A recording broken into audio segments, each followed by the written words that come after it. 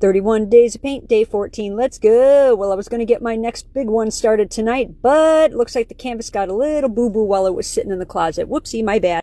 But that's okay. There's an easy way to fix this. Get yourself a pair of scissors and cut off a strip of canvas that's a little bit longer than the tear. You're going to get yourself some gesso. Don't water it down.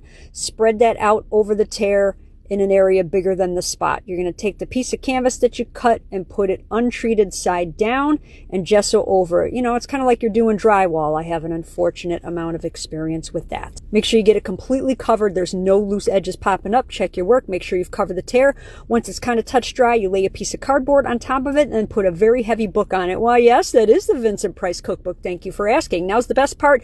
You get to go to bed. Woohoo! Later on, remove the book, remove the cardboard, make sure it's completely dry, and you'll have a nice smooth surface to work on, and that little boo-boo went bye-bye. This puts me about a day behind, but that's okay. I can still get it started tomorrow. Love you, bye!